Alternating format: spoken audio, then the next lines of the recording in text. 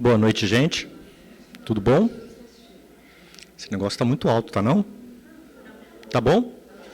Então tá bom. Não sei se eu estou aparecendo. Deixa eu ver se eu estou aparecendo. Estou não, tá vendo? Tem que chegar um pouquinho mais para cá.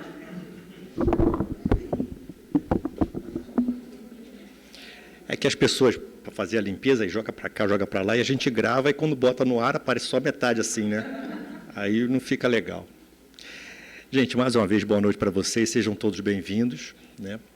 Quando eu parei o carro ali, aliás, procurar vaga, está cheio, eu falei assim, opa, casa cheia. E está realmente, até que tem bastante gente, legal, muito bom. Eu vou ler uma página de um livrinho, que é pequeno no tamanho, mas grande em conteúdo. Ele é da série André Luiz, tem o nome de Sinal Verde. Às vezes a gente quer um livro de páginas para ler em casa, antes do nosso culto no lar. Além daquele do Pastorino, tem esse aqui também, que é muito legalzinho. Hoje eu vou ler o item 8, que é o ambiente caseiro. A casa não é apenas um refúgio de madeira ou alvenaria. É o lar onde a união e o companheirismo se desenvolvem. A paisagem social da Terra se transformaria imediatamente melhor se todos nós, quando na condição de espíritos encarnados, nos tratássemos dentro de casa, pelo menos com a cortesia que dispensamos aos nossos amigos. Respeite a higiene, mas não transfigure a limpeza em assunto de obsessão. Enfeite o seu lar com os recursos da gentileza e do bom humor. Colabore no trabalho caseiro tanto quanto possível. Sem organização de horário e previsão de tarefas, é impossível conservar a ordem e a tranquilidade dentro de casa. Recorde que você precisa tanto de seus parentes, quanto seus parentes precisam de você.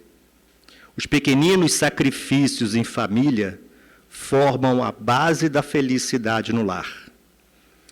Eu escolhi esse tema, não foi à toa, gente. Hoje, essa semana, conversando com a minha esposa, a gente precisa tomar muita conta da nossa família, que é a base de tudo para uma sociedade melhor. Começa dentro de casa. Então, é importante a gente lembrar sempre que Papai do Céu, quando botou a gente dentro de casa com um monte de gente, é justamente para facilitar a nossa evolução. Então, vamos orar um pouquinho, tá bom? Vamos elevar nossos pensamentos ao nosso Mestre Jesus, que, como não poderia ser diferente, deu o exemplo de vir numa família, pai, mãe, primos, onde, através desse convívio familiar, também pôde ensinar cada um de nós a respeitar pai, mãe, o próximo, que muitas das vezes não está tão próximo assim, mas está próximo do nosso pensamento.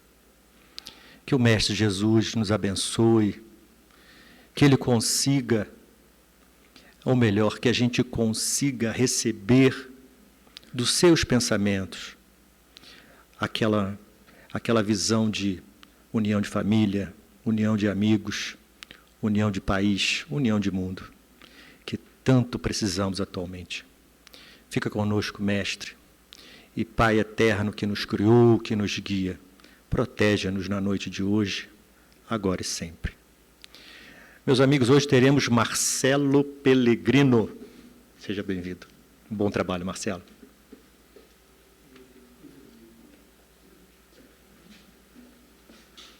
Boa noite a todos. É interessante quando ele falou sobre essa questão de família. Hoje nós vamos conversar sobre o tema do egoísmo. E o egoísmo, ele tem uma ação global, uma ação individual, mas onde tem a chance de nós conseguirmos corrigir isso é exatamente no seio familiar. E a família, ela se torna, nesse caso aí, uma espécie de vacina, uma espécie de um soro, o que vai fazer com que a gente consiga resolver os problemas que estão aí acontecendo. Então, nós vamos conversar sobre esse tema e, como sempre, né, eu digo que eu sou um conversador, eu não sou um palestrante. Um palestrante é aquela pessoa que traz todas as questões importantes e fundamentais, e eu gosto de conversar, né, como um conversador. Então, eu acho que é mais interessante a gente poder dialogar e debater esses assuntos. Bom, egoísmo. Essa imagem da Terra é para a gente se situar no nosso planeta. Mais ou menos 8 bilhões de pessoas que convivem em um espaço que não é todo o planeta. Nós vivemos, se a gente parar para pensar naquilo tudo que a gente já aprendeu lá no tempo de ciências, são 3/4 da superfície terrestre ocupado por água. Então, 8 bilhões de pessoas ocupam 1/4 da superfície terrestre. Mas não é todo esse 1/4 que é ocupado, porque uma parte desse 1/4 é ocupada por deserto, geleira, montanhas, situações difíceis. Então, nós habitamos menos do que 1/4 da superfície do planeta. E tem espaço para todo mundo? Tem, desde que saibamos dividir. E essa é uma situação interessante porque nós não sabemos dividir. E nós não sabemos dividir ao ponto de acharmos que nós somos exclusivos nessas nossas escolhas. E, como sempre, deixa eu ver aqui, tecnologia e eu, a gente não se entrega muito bem. Vamos lá? Foi. Nessa imagem, nós temos aqui o primeiro mapa celestial, um dos primeiros, que mostra aqui exatamente o que? A Terra no centro do universo. E é interessante porque essa questão da Terra no centro do universo, deixa eu ver se a luzinha eu consigo, não, luzinha, beleza. Então, olha só, a luzinha, volta.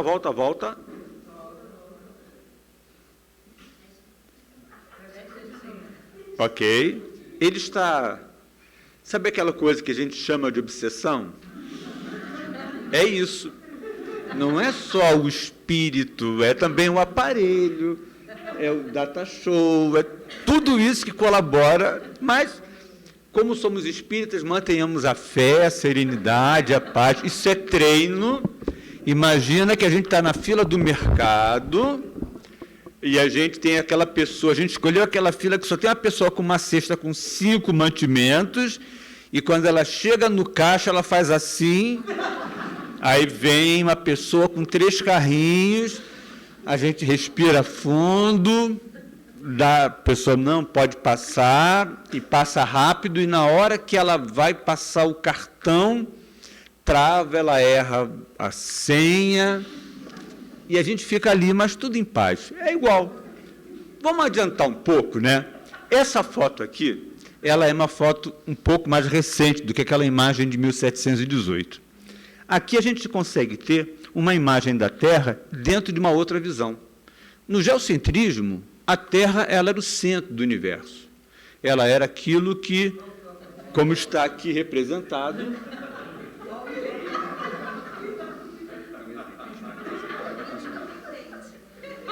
eu aperto qual? Não, quero voltar. Opa! Olha, eu caprichei nos efeitos. Estão vendo? E a tecnologia caprichou nos defeitos. Então, olha só. Aqui nós temos a Terra. E é interessante porque essa esfera tem ali a Lua, tem depois Mercúrio, Vênus e Sol. Depois tem Marte, Júpiter e Saturno, e depois o céu dos zodíacos. Então, era muito fácil a gente se achar o detentor de toda a condição de vida do universo. A vida só havia aqui. Quem era rei do único lugar do universo onde tinha vida. Quem mandava, mandava no único lugar do universo que tinha vida. Então, era um poder muito grande. Um poder que se equivalia às questões de Deus. Então, caramba, eu estou aqui, eu mando para caramba. E nesse ponto aqui a gente vê como que uma visão muito egoística do homem sobre si, porque ele transferia isso para a sua relação com as pessoas. E aí chegamos em 1968, quando a primeira foto tirada fora da Terra, que é uma foto que ganhou o nome de Nascer da Terra, ela foi tirada exatamente no dia de Natal de 1968. A Apollo 8 estava fazendo aquelas viagens para testar a chegada à Lua, e aí, então, na hora em que a nave estava passando pela Lua e viu a Terra surgindo, eles fotografaram, e essa imagem trouxe para um monte de situação uma mudança de comportamento. Por quê? Porque a Terra passou a ser vista dentro de um sistema. Antes, os satélites fotografavam, mas era uma fotografia da Terra. Não era uma fotografia dela solta no espaço. E isso trouxe para o movimento ambientalista uma grande preocupação. Nós somos um grão de poeira, e esse grão de poeira ele pode ser abalado com qualquer atividade que o humano faça. Mas isso só preocupou poucas pessoas. Para uma galera que não estava nem aí, aquela galera que estava acreditando que tudo continuava como sendo em 1718, não, bobagem, nós somos tão bons que nós somos os únicos povos de todo o universo que consegue mandar uma nave, essa nave vai e volta, e conseguimos manter todo mundo vivo, é sinal que nós somos muito bons nisso, então continuamos com a nossa ideia de que somos o centro, já não mais o centro do universo, mas estamos assim, próximo do centro da galáxia. O nosso Sol ele é o centro de um sistema, mas a gente está muito bem colocado. E essa foto mudou muita coisa na cabeça de quem queria mudar alguma coisa. E aí temos uma foto muito interessante. Essa foto é de 2016. É uma foto que mostra uma visão de Marte para a Terra, onde nós temos a Terra e a Lua no mesmo campo de visão, numa distância de 205 milhões de quilômetros.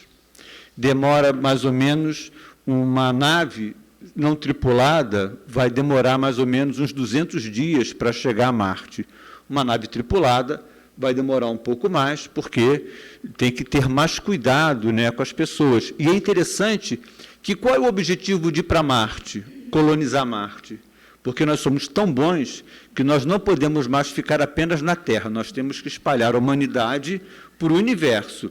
E aí, então, Marte vai ser a Terra 2, e as primeiras pessoas que forem para Marte, elas não retornam, porque não vai ter combustível. A passagem é de ida. Elas vão e ficam em Marte.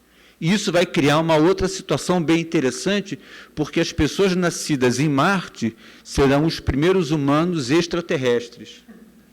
E isso vai gerar uma complicação em termos de lei, porque como é que você vai estabelecer leis da Terra em Marte, onde todo um giro do planeta é diferente, onde o ano terrestre lá demora menos, o ano de Marte demora 2 anos terrestres, a gente vai ficar menos velho, mais velho, vai comemorar aniversário 2 vezes o ano, sob que bandeira vai se erguer uma nação supra-partidária, uma nação supraterritorial, seremos um único povo ou apenas um grupo que vai para lá?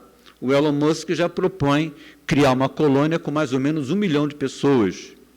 Mas que pessoas? As pessoas que em 1718 achavam que aquilo era o centro do universo, ou pessoas que entendem que a Terra ela tem que ser esse local onde 8 bilhões de pessoas moram em menos de 1/4 da superfície terrestre. Então, a gente começa a entender que essa questão do egoísmo, ela vai além de eu querer ter, para mim, aquilo e só eu ter. Eu quero ter o universo só para mim. Bom,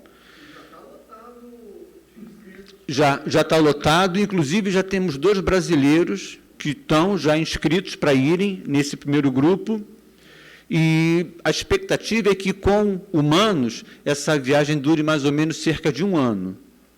O cara entra numa nave, vai ficar 1 ano sem abrir janela, vai ficar 1 ano sem pegar ventinho na cara, vai ficar 1 ano e vai chegar lá e depois, e vai ficar o resto da sua vida sem abrir janela. Eu vou levar o meu cachorrinho lá fora, mas o lá fora é lá dentro, porque não tem lá fora.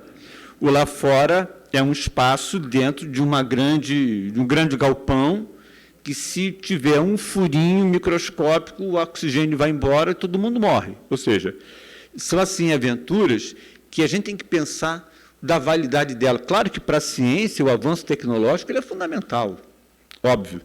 A gente só consegue ter um monte de equipamento para usarmos em casa porque eles foram testados e criados a partir da ida do homem à Lua.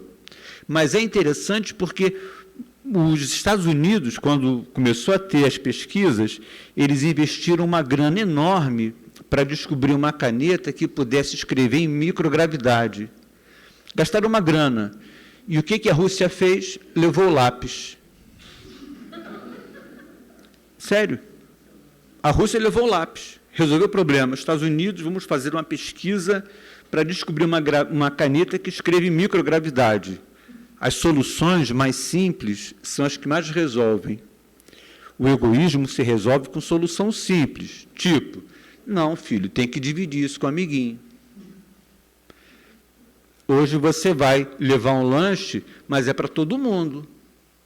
Olha, teve o bolo da festa, então vamos levar o bolo da festa para todo mundo comer na sala.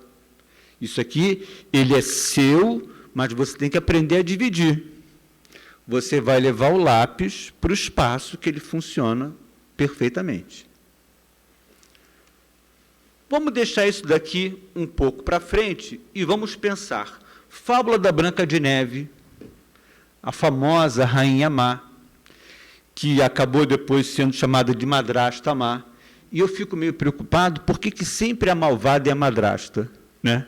E a madrasta sempre está ligada porque a mãe morreu, aí vem a madrasta má.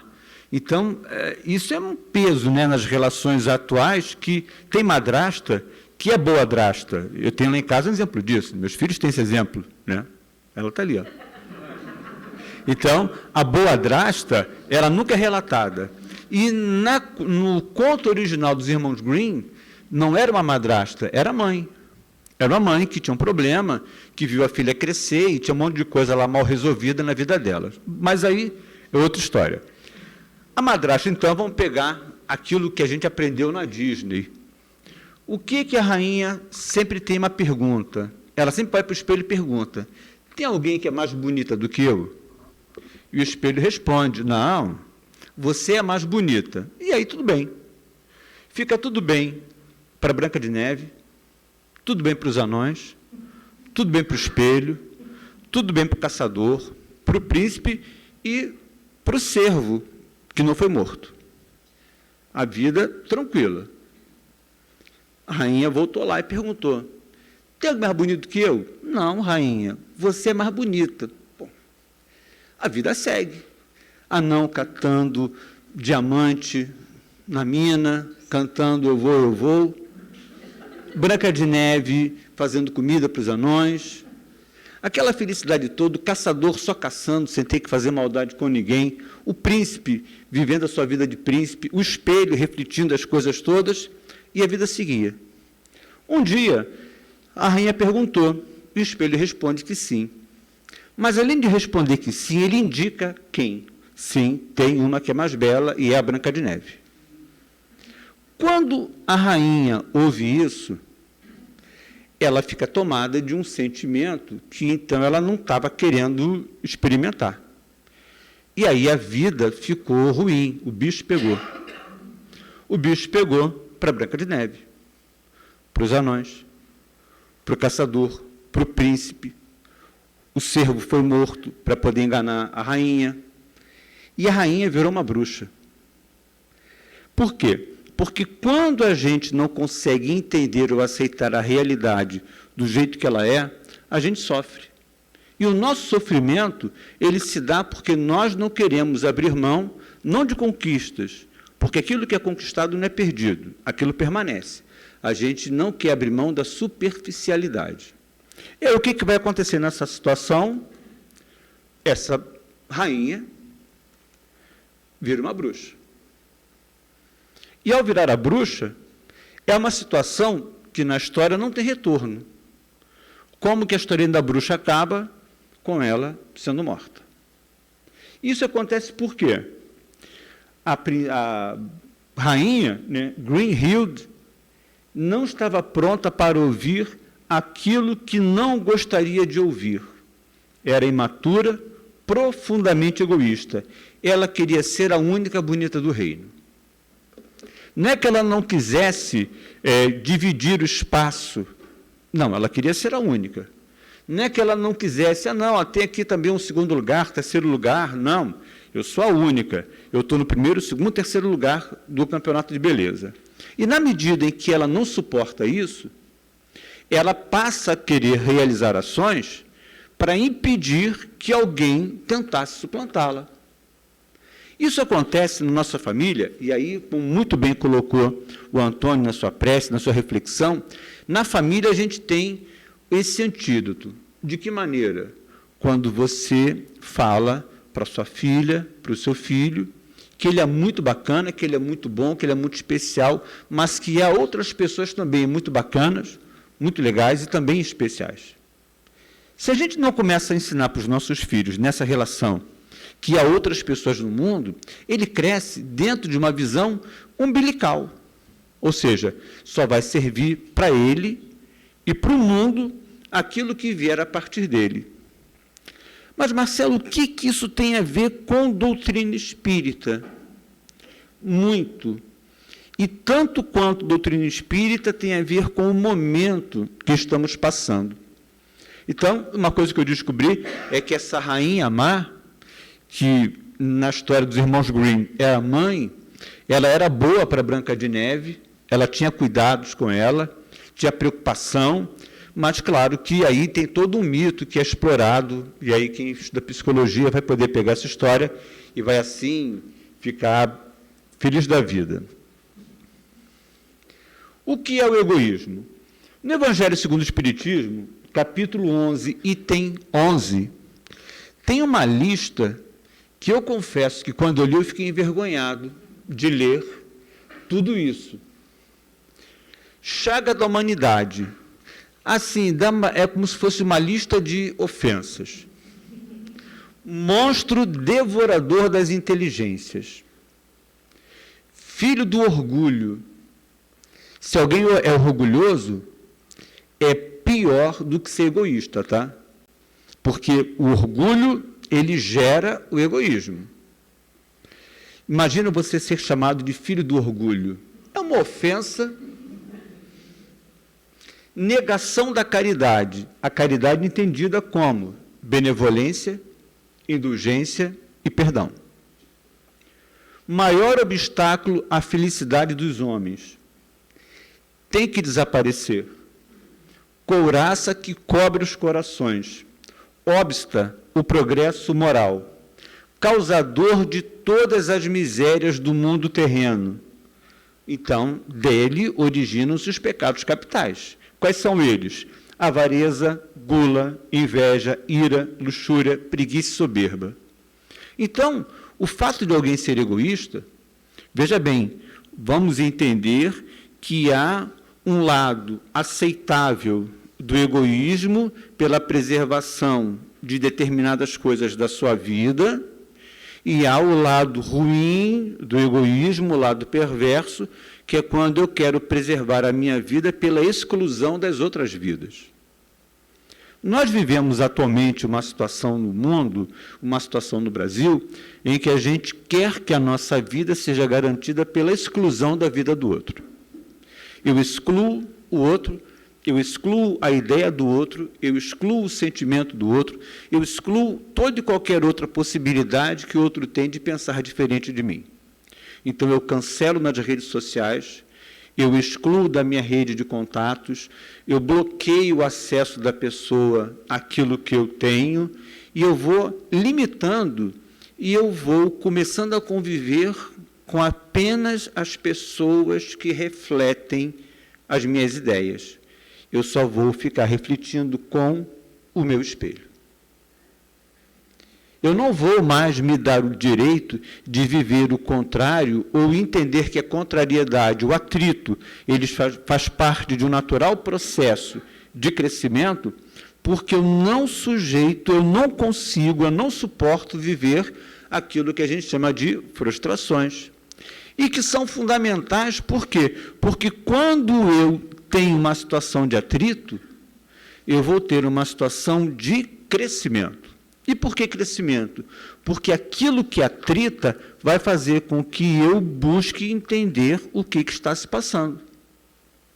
Um médico, quando ele pede um exame, é porque ele quer se inteirar da saúde do seu paciente, e se ele pega o exame e simplesmente olha o exame e deixa para lá, nada se faz.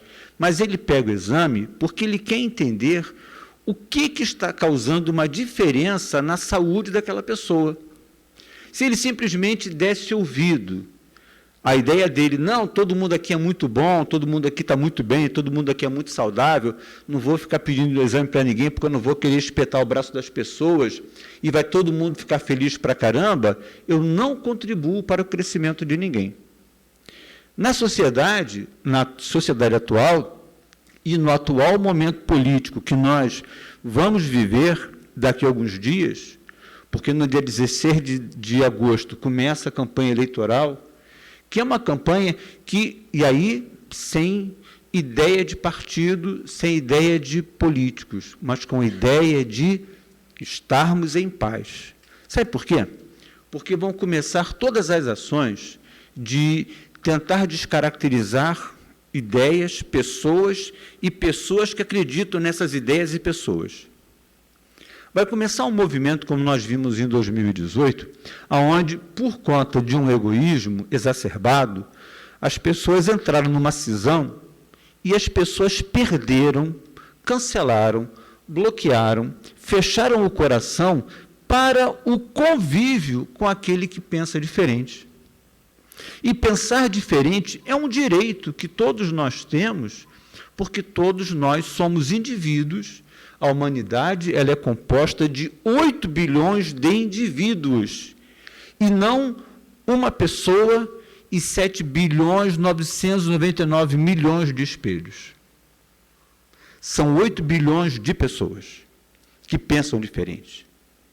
E quando a gente compreende que o outro tem direito a ter direitos, a gente entende que o outro tem direito a manifestar as suas ideias, a gente começa a compreender que nós, como nação, não podemos nos permitir uma cisão que caminhe a um clima de fratricídio, porque nós não podemos esperar isso de ninguém.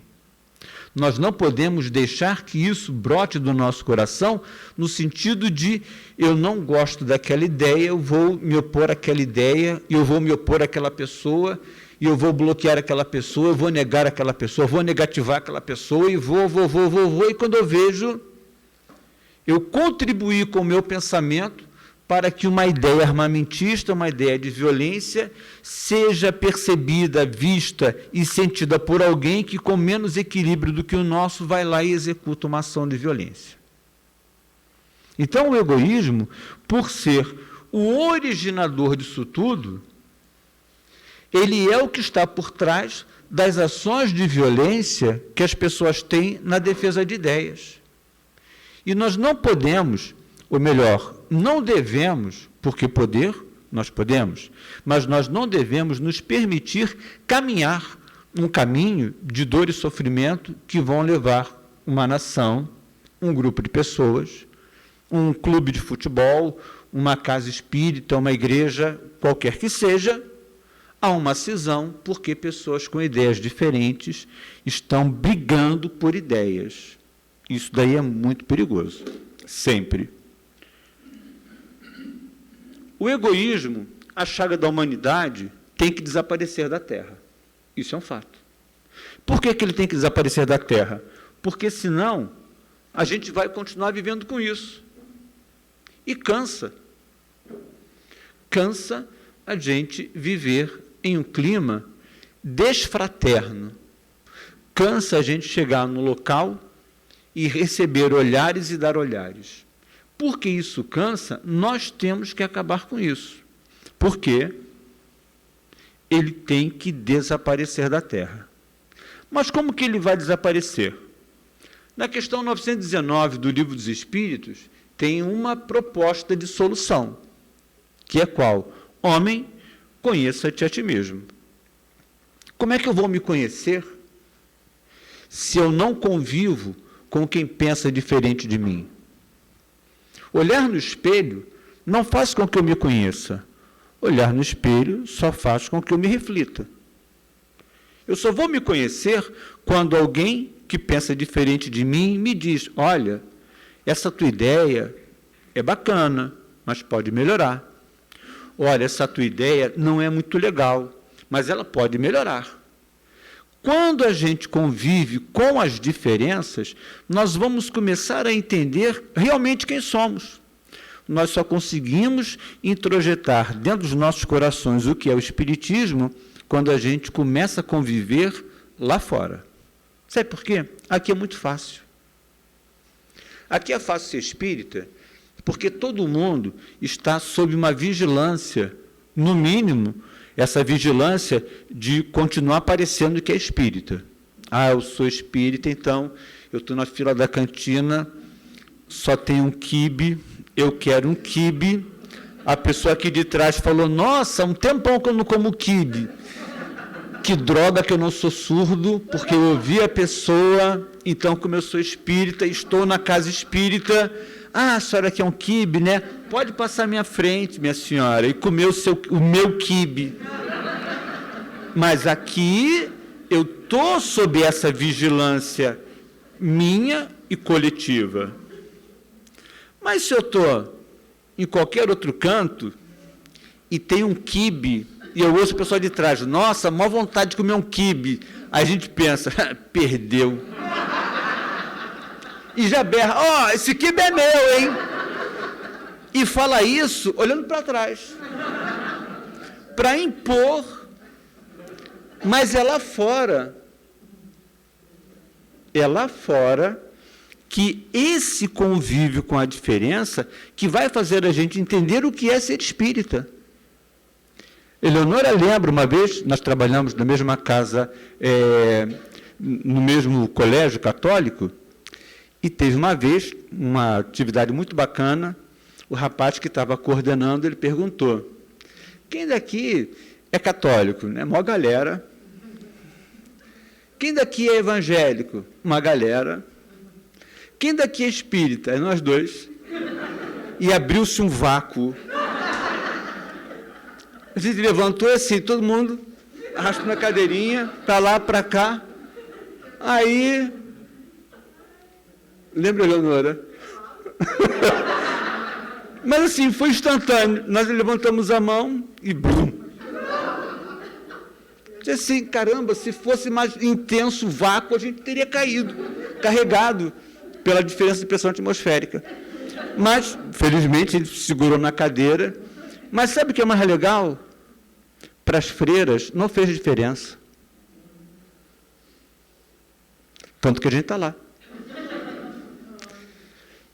Entende? Para quem tem entendimento, não faz diferença ser diferente. Para quem não tem entendimento, ser diferente faz toda a diferença. Por quê? Porque essa pessoa, com a ideia dela, está correndo o risco de tirar a minha ideia do destaque. Aí eu vou começar a estabelecer os meus medos, os meus preconceitos, e começo a me distanciar. Começa a fazer com que a coisa se perca. E olha só que interessante, nós temos que entender que há isso aqui, transtorno de personalidade antissocial, transtorno de personalidade narcisista. Isto não é egoísmo, isto é transtorno. Não adianta a gente querer educar uma pessoa com essa condição, porque isso requer acompanhamento psicológico, terapia de apoio, dependendo do caso, acompanhamento psiquiátrico, medicação. Então, a gente tem que entender que uma coisa é a pessoa ser egoísta. Ah, isso aqui você fez esse bolo, o meu é melhor. Você comprou essa roupa, mas a minha é mais bonita. Isso é esse egoísmo. A outra coisa é que a pessoa que tem esse transtorno, a admissibilidade dela da diferença é zero, é nula. E o que ela puder fazer para destruir o diferente, ela vai fazer. Numa situação dessa, se a pessoa tem esse transtorno, não tenta educar, não vai para o embate, não tenta falar nada. Fica quieto, fica na tua e deixa a vida seguir, porque senão, sabe o que vai acontecer? Vai acontecer aquela situação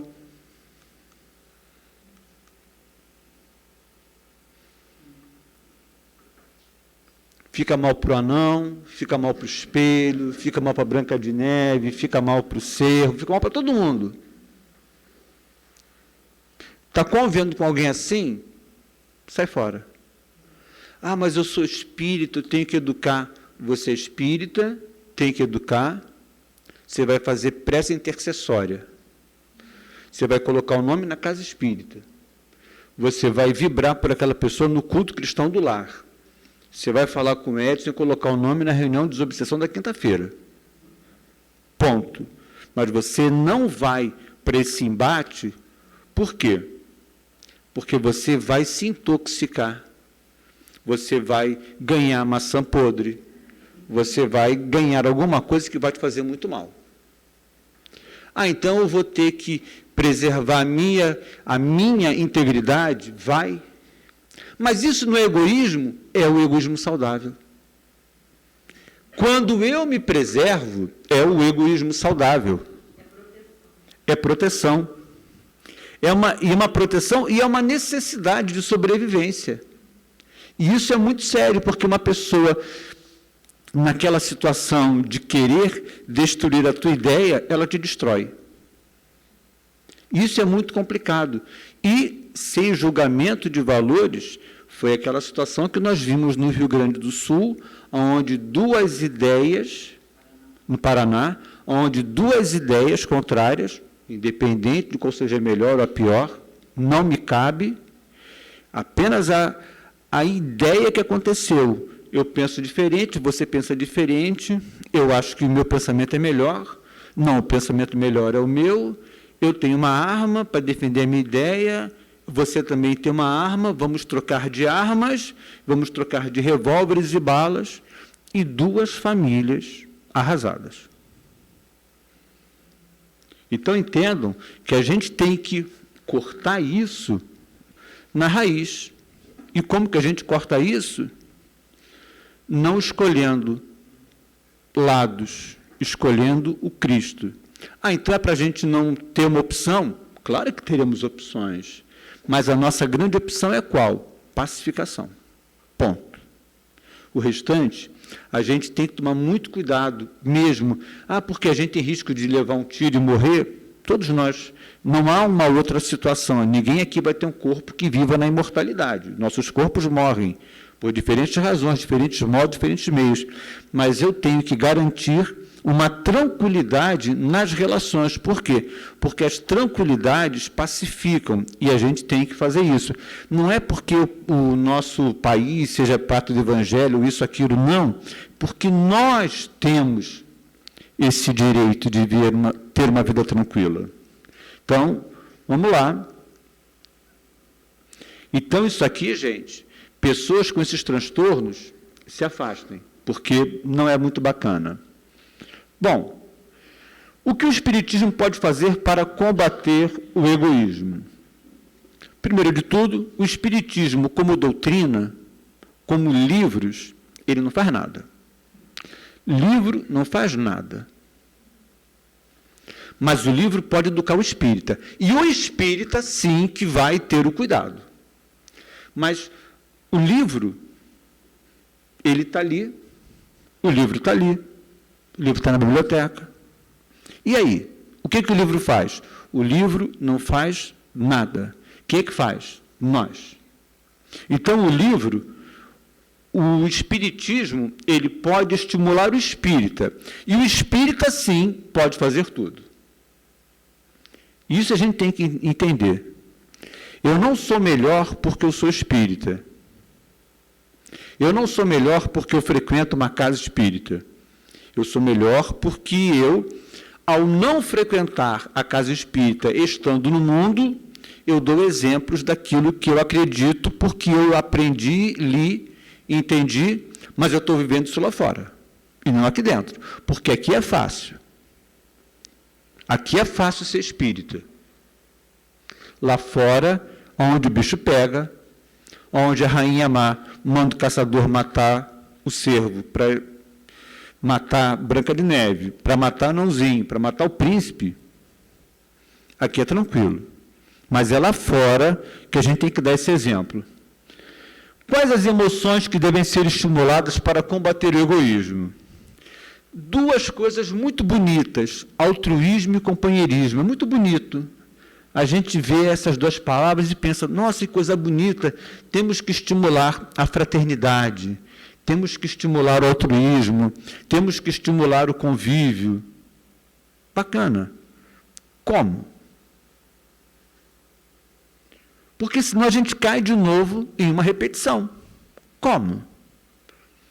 A gente tem que estimular o altruísmo sendo altruísta. Como? A gente tem que estimular o companheirismo sendo companheiro. Como? Não, você é companheiro do Antônio. Em que isso te muda?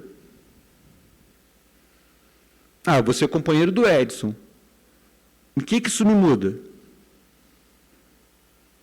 Percebe que, quando a gente fala de companheirismo e de altruísmo, é com todos. E todos significa, inclusive, aquele que pensa diferente da gente. Porque isso é combater o egoísmo. Em casa, ensinar a dividir o tempo, o espaço e as pessoas com as outras pessoas. Dizer, agora eu não posso. Agora eu tenho que ir para a minha reunião na casa espírita. Ah, não vou falar isso, porque senão, coitada, ela vai dizer que eu estou ficando maluco, obsediado, que eu estou virando baratinha do centro e que eu só vivo na casa espírita.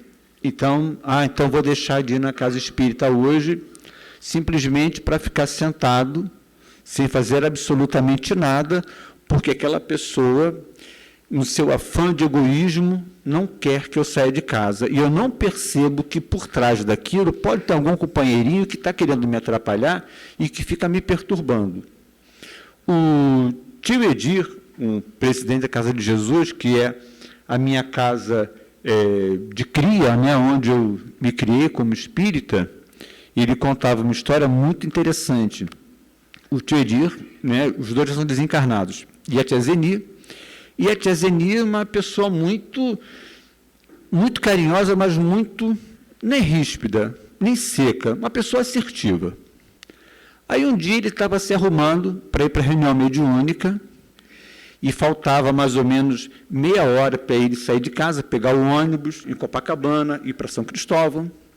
Aí ele sentou, e ele tinha um hábito, fazia uma leitura para pegar o ônibus. Ele sentou para fazer a leitura dele. A tia Zeni veio, cheia de carinho, cheia de cuidado. Ah, meu filho, hoje está friozinho, fique em casa, olha, vou fazer aqui uma sopinha.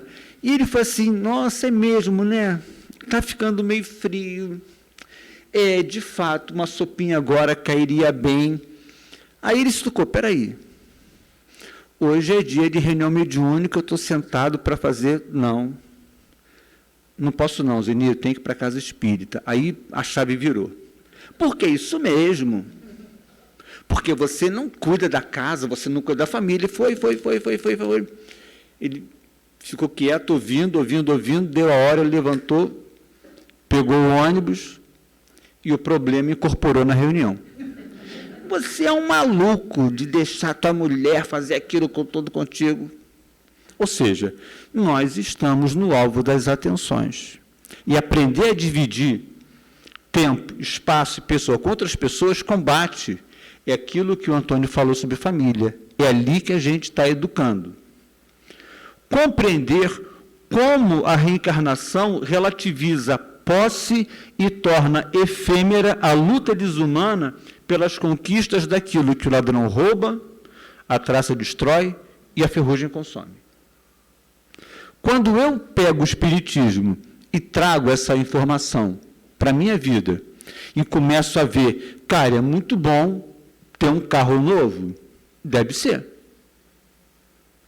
Mas será que eu tenho que todo ano trocar o carro novo para tirar onda que eu tenho um carro novo? Não estou estabelecendo uma crítica, apenas uma reflexão. Caramba, saiu um novo modelo de celular Super Ultra Mega X Plus com 3000K de memória. Mas você vai usar o que dele? Não, vou usar para ligar. Para que tanta coisa, né? Para que tudo isso tem que ter? Uma vez um colega, ele comprou, quando não tinha nesses recursos todos no celular, ele comprou um aparelhinho para poder gravar música, ele falando comigo assim, muito feliz, olha, isso aqui permite gravar 50 horas de músicas para ouvir continuamente. Eu falei, cara, você vai ficar acordado 2 dias inteiros ouvindo música? Porque para ouvir 50 horas de música direto, você vai ter que ficar 2 dias acordados. Você vai fazer isso? Aí ele me olhou, você é um estraga-prazer. Tudo bem, eu sou um estraga-prazer, mas você vai, para quê? Ele não falou mais comigo, que ele tinha comprado. Tudo bem. Entender que a providência divina a todos providencia, mesmo antes que venhamos a dar falta de algo ou de alguém. A providência divina, antes que a gente venha sentir a falta, ela já providencia algo para que a gente perceba que aquilo não está fazendo tanta falta assim. Quando a gente começa a perceber esse movimento da vida, que a providência divina, ela é providente, previdente, e ela antecipa, não o problema, mas antecipa a solução, só que a gente não vê. Quando a gente traz isso para a nossa rotina, para o nosso dia a dia, a gente começa a entender que determinadas coisas facilitam para nós, só que a gente, pelo nosso egoísmo, e aí as decorrências disso tudo, vaidade, a ideia que somos os melhores de tudo, a gente não leva isso à frente. Reconhecer com o coração. Gente, reconhecer com o coração é mais importante que reconhecer com a mente. Porque reconhecer com o coração, você traz ali um dado emocional verdadeiro. Reconhecer com a mente é fácil. Você lê, você cria um arquivo de memória. Você ouve uma música, cria um arquivo de memória. Mas reconhecer com o coração é quando você volta a ter contato com aquilo e aquilo te faz ser diferente. Reconhecer com o coração, por meio dos estudos e das ações sociais pela prática da caridade material, que a lei divina é de amor, de justiça e de caridade. Ou seja, compreender que, ao fazer algo para alguém, isto retorna a mim de alguma maneira. Que eu abrir mão de coisas, fazendo com que essas outras coisas cheguem a quem tem muito menos. E é interessante que as histórias espíritas, elas são pródigas de muita dor, muita miséria. Aquela história da pessoa que comia casca de batata que a pessoa jogava no lixo. Não vamos chegar nesse extremo. Né? Para que chegar nesse extremo de dor? Cara, eu posso, então, ver. Tenho lá 5 blusas, 10 blusas, 80 blusas. Para que tanto? Eu tenho um amigo muito querido, né, professor lá do colégio. Ele foi, na época ele era padre, depois ele teve que se afastar e voltou agora para ser padre. E ele era padre no tempo que veio o Papa aqui no Brasil. E ele ficou sendo uma espécie de um mordomo. Ela conhece a história também. E aí ele ficou como mordomo do Papa, o Papa Francisco. Aí o Papa Francisco, num determinado momento, saiu do banho e chamou o Cleiton. Por favor, a minha meia. Aí ele falou, tem meia na gaveta. Ele falou, não, a meia que eu usei, onde é que ela está? Aí ele, vou perguntar para a madre. Aí foi atrás da madre. Madre, o Papa, sabe o Papa, né? O Santidade. Ele está querendo a meia dele. Fala para o Papa que aquelas meias dele estavam horríveis. Eu joguei fora. E tem uma gaveta de meias novas. Ok. Voltou para o Santidade. Papa, ela disse que tem uma gaveta com meias novas, que aquelas suas meias estavam muito surradas. Aí ele disse, eu só tenho 2 pares de meia, a que eu uso e a que está lavando. Cadê a minha meia? Ok. Voltou para a irmã. Madre, o Papa, o Santidade, quer a meia de volta. Absurdo! E ele ficou nisso. Talvez por isso ele tenha abandonado o hábito, trauma. Depois ele voltou. Então, para que mais? Então, o Papa, o Santidade, 2 pares de meia, a que ele usa e a que está lavando.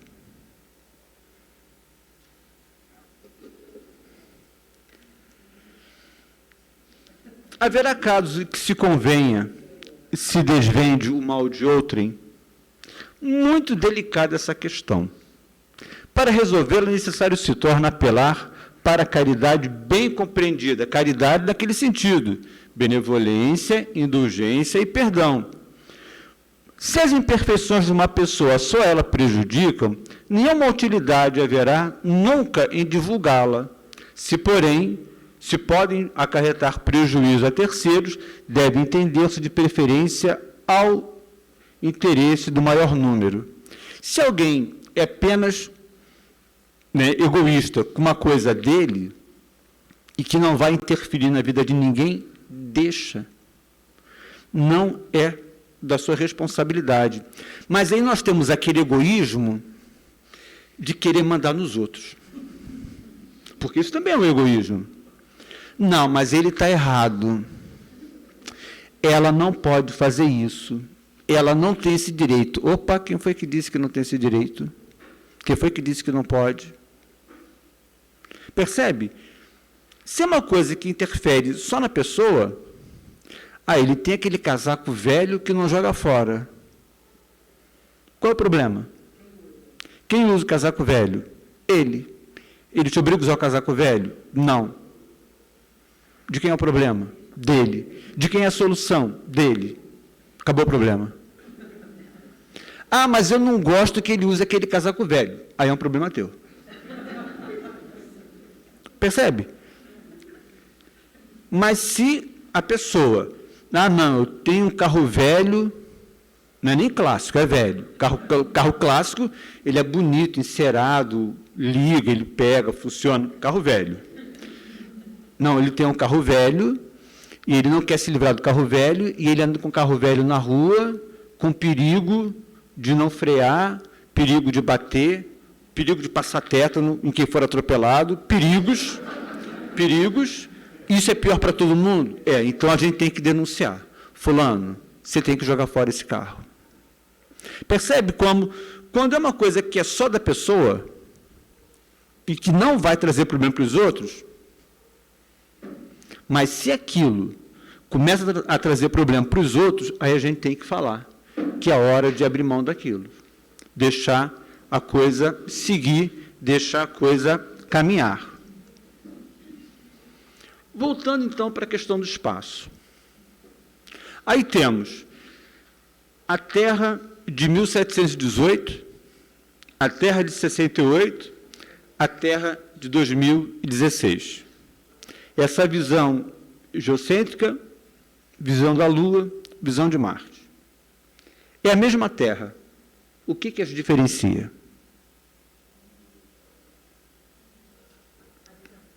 A visão.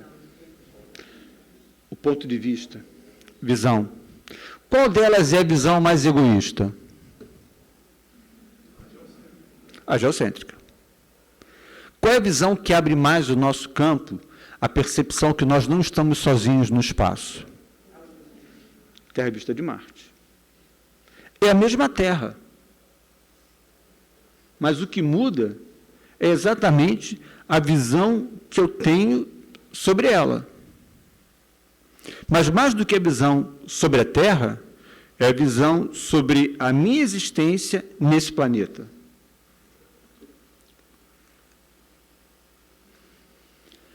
Imagem da humanidade atual no planeta de provas e expiações. Somos diferentes desse grupo? São humanos iguais a nós. Tem ali um planetinha, diferentes etnias, diferentes culturas. Como é que deve ser a humanidade no futuro, no planeta de regeneração?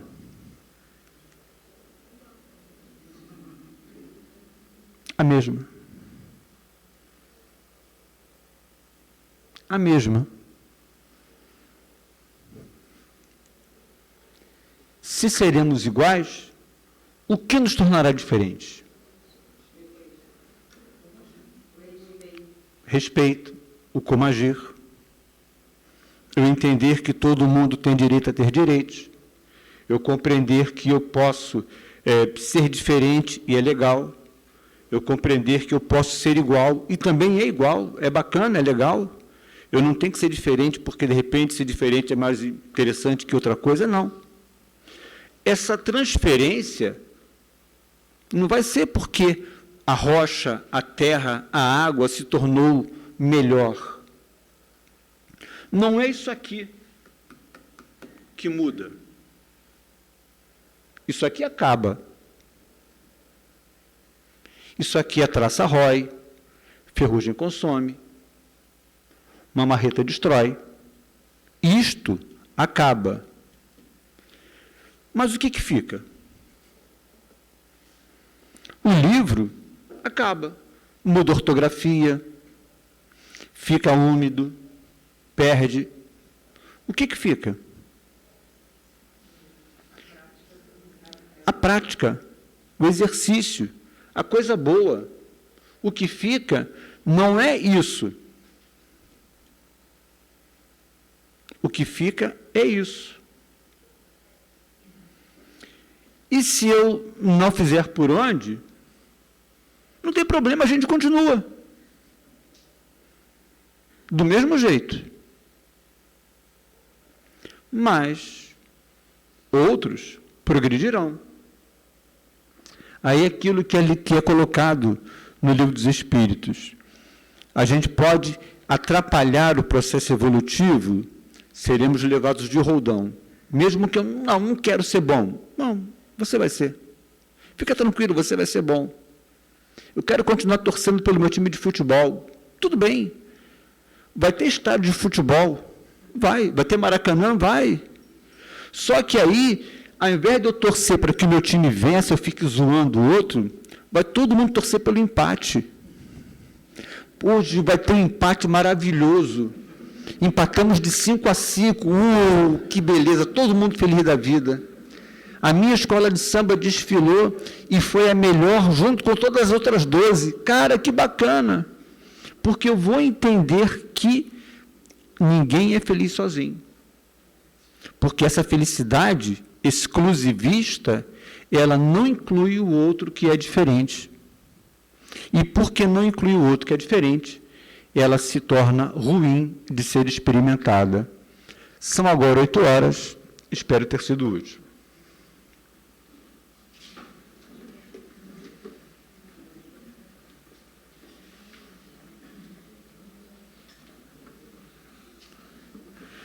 Muito bom, Marcelão, excelente o estudo aí. Muito boa, né? A Marcela está falando que o livro não faz nada, né? Acho que nem as palestras também fazem nada. A forma com que a gente reflete naquilo que foi dito é que eu acho que faz toda a diferença. Então, tivemos hoje uma palestra muito alegre, muito reflexiva, mexendo com todo mundo, e a importância disso tudo, né? Agora, como é que a gente internaliza esses conceitos para a gente colocar em prática nas nossas vidas? Que é aí que a gente vai melhorando, né? Cada dia melhor, cada dia que a gente reflete um pouco mais e cada dia a gente se aproxima mais da felicidade. Muito bom, Marcelo. Bom, Márcia aqui já me passou os avisos. Vamos nós. Primeiro aqui é da evangelização, oportunidade de evangelização lá no Morro do Pimentel, né? Nós estaremos, então, estamos aceitando aí trabalhadores, né? Nós vamos fazer um sábado por mês, né? Aqueles que possam doar um sábado por mês da sua vida, de manhã. Nós vamos sair daqui do centro, uma carona solidária, e vamos lá para o Morro do Pimentel. Muitos têm me perguntado assim, se precisa experiência assim, para evangelizar, né? Eu acho que, bom, a resposta é não precisa, e a gente tem uma treinadora campeã, que é a Líria, mas, na verdade, que nos ajuda aí nesse processo de como que a gente evangeliza, né, crianças e jovens, né, principalmente ali no Morro, mas não precisa. Observa que Marcelo, né, fez uma palestra espírita hoje, né, e olha os conceitos que ele trouxe, né, trouxe exemplos ali de um colégio católico, né, que ele mostrou ali para a gente, as transformações, trouxe exemplos da sociedade, trouxe exemplos, né, de momentos que a gente vive, até momentos eleitorais. Então, assim, trouxe exemplos do dia a dia para nos transformar em homens do bem, né? E essa é a grande proposta ali do Pimentel também. Então, a gente tem até uma coordenação pedagógica, digamos assim, para poder nos preparar, mas o grande objetivo nosso é realmente ver se a gente consegue, né, transformar ali as crianças, né, e jovens em homens de bem. Bom, conversa fraterna, né, o segundo aviso, né, sempre importante aí lembrar, né, aqueles que desejarem ali conversar um pouquinho, nós estamos sempre aí à disposição durante as reuniões públicas, né, normalmente um pouquinho antes, um pouquinho depois e durante a reunião. Estamos também com o bazar, né, ainda nas segundas e quintas-feiras, né, aqui em Araras mesmo, aqui no salão histórico nosso, ali de 14 às 17 horas, segundas e quintas-feiras, né. Temos mais também uma palestra amanhã da AME, né, Associação Médico Espírita de Teresópolis. Temos o Dr. Fernando Figueiredo, né, o tema reencarnação e adoecimento, o caso Adelino Correia. Vai ser no Facebook da Associação Médico Espírita de Teresópolis, né, virtual a palestra. E o último aviso, estamos nos preparando para a nossa 34ª Jornada de Estudos Espíritas de Teresópolis, né? Nós vamos ter aqui na casa, né, esse ano vai ser um modelo diferente, nós vamos estar em vários polos, em diversas casas espíritas simultaneamente, né? E aqui vai ser na nossa casa, vai ser no dia 18 de setembro, e vamos começar, então, as inscrições a partir do dia 1º de agosto, né? Então, aqueles que puderem, um domingo, ele de 8h30 às 17h10, né, que nós vamos estar, então, fazendo uns estudos, né? E esse ano, o tema nosso de estudo, um tema muito lindo, né, chamado Sermão de Jesus do Alto da Cruz. Na verdade, é o último sermão de Jesus, né, ele do Alto da Cruz, ele profere, então, 7 frases, e nós vamos estudar essas 7 frases, né? Até o Marcelo uma vez trouxe aqui também um estudo assim, né?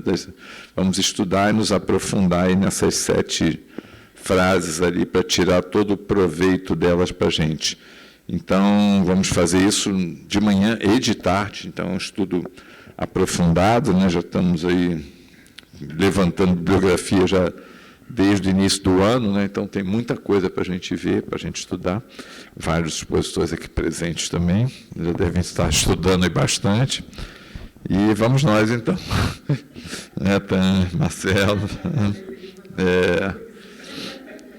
O pessoal fica maluco, eu começo a mandar um monte de bibliografia. Né? Para, pelo amor de Deus, não aguento mais. Não, mas é bom, prazer é exatamente estudar, quer dizer, o resto, fazer o estudo é mole, quer dizer, estudar que é o gostoso da vida, né? A gente aprender as coisas ali. É isso, amigos, esses são os avisos, então.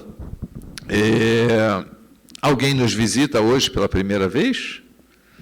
Pois não, como vai? Ih, hoje tem um monte de gente aqui, então vamos lá. Seus nomes aqui? Márcia e Maria Clara, né? É, sua filha. Não, eu me lembro da relação, eu me lembro ali, que ela me apresentou vocês, Márcia e Maria Clara. Não me lembrava do nome. E vocês ali atrás? Ana Lúcia, como vai? Tudo bem? E você?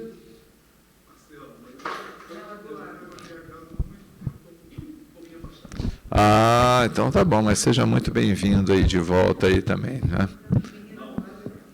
Ah, oi, tudo bem? Ivânia. Ah, é? Que bacana. Onde você frequentava no Rio? Seja, né? Claro, Joana Angélica, né? Ah, bacana. Seja muito bem-vindo aí. Oi? Ah, sim, desculpe, né? Ali para cá. Ah. Gisele. E a mãe de Gisele, que deve ter um nome que é...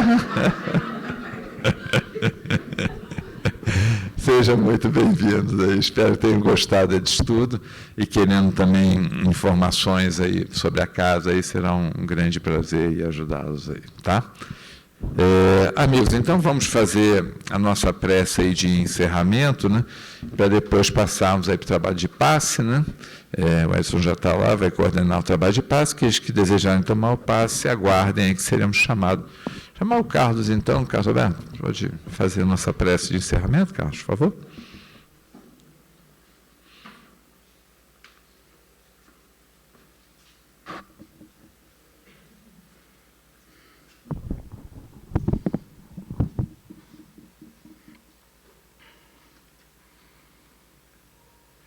Neste momento,